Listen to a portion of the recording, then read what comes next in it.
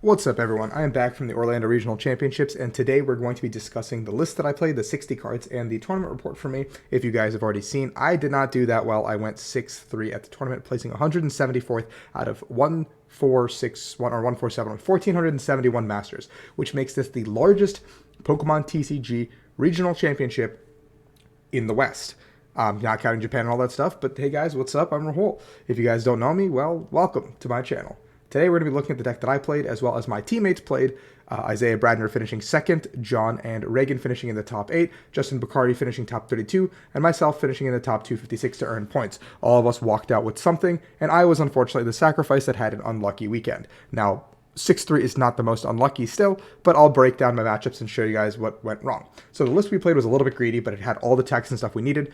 3-2 Lugia was perfectly fine.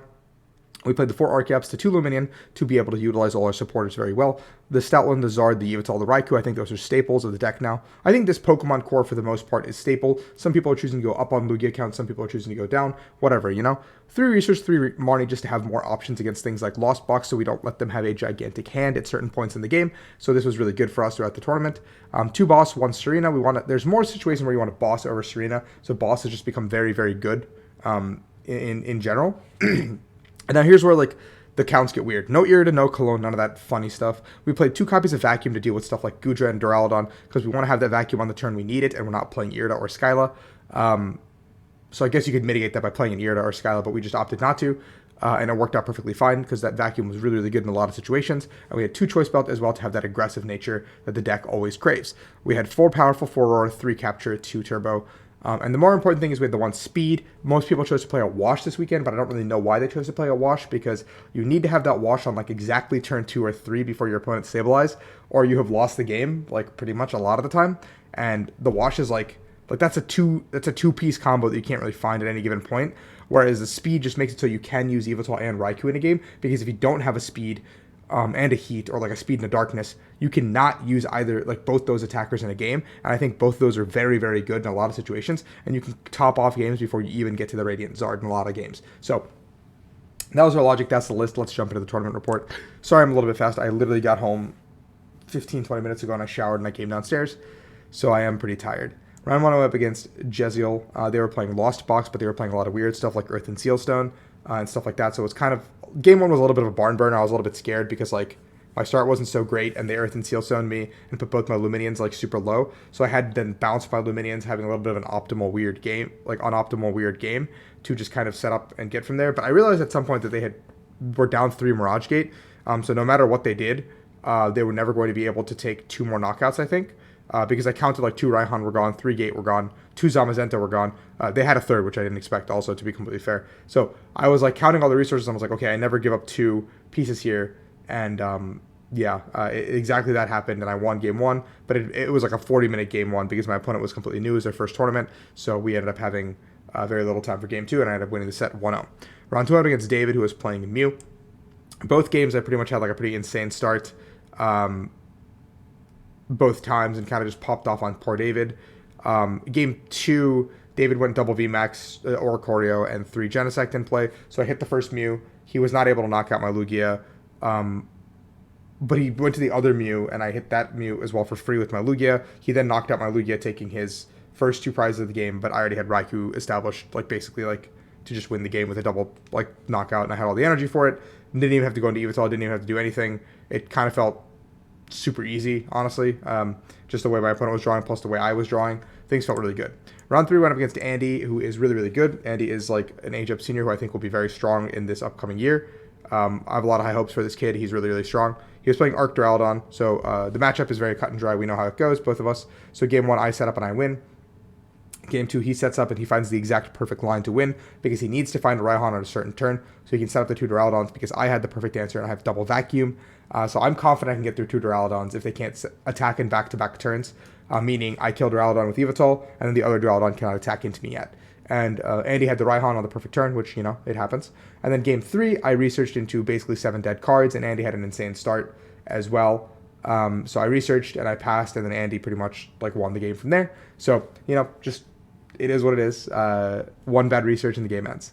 Round 4 went against Philip, who was playing Gudra, and both games I think were over like 5 minutes. Philip basically like used a lot of the Lost Zone pieces, had like a 10 card hand or something, and both times couldn't get like a Gudra down and just like had to pass. And it was just really awkward from him, and I think just things went really bad, and he double predicted and lost. Then it's Garrett, who was playing Lugia, and in Lugia Mirror, Garrett basically got super unlucky in both games. I lost the flip, but Garrett, like, both times had, like, an optimal starter, like, a bad opening hand, and just, like, basically it felt like he'd gone second both times, which was unfortunate for Garrett, but I ended up taking that set.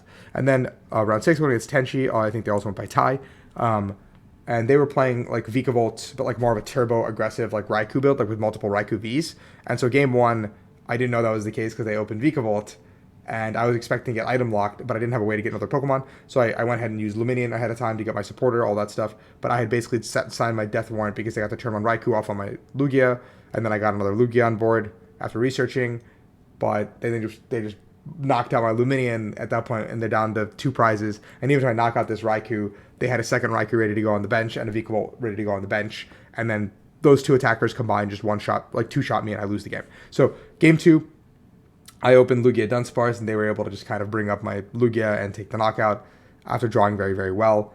And I mean, I don't know, like, if there's a match to brick in, that seems fine to brick in, you know, like, go next. Not too much I could do. Round 7, I hit Hunter. Game 1, game 1 he took. Game 2, I took. Game 3, I think Hunter had a bad start, so it was like I was researching and hoping for the best, and, like, I researched into, like, 6 energy and, like, a choice belt, and it was, like, pretty much over. Game 1, I think I made a little bit of a mistake.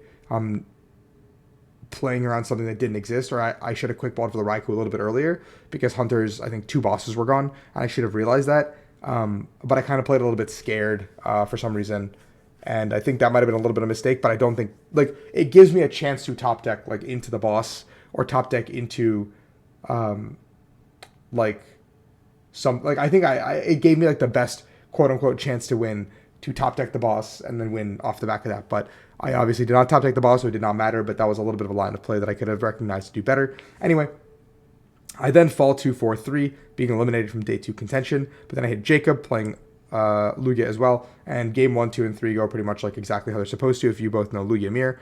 I lost the flip, but Jacob had a bad start, and then I win game 1, he won game 2, and then game 3, I just, like, basically, he went, turn 1 just pass, like, straight up, like, no cards, nothing, pass. So I just donked Jacob. And then game 3, round 9, I went against Brandon, who was playing Lugia Pika. Game 1, I didn't see a Pika. He just went for the Lugia strategy, and I just kind of swept him. I saw the Speed Lightning, and so in my mind, I'm thinking, okay, there's a Raikou in there.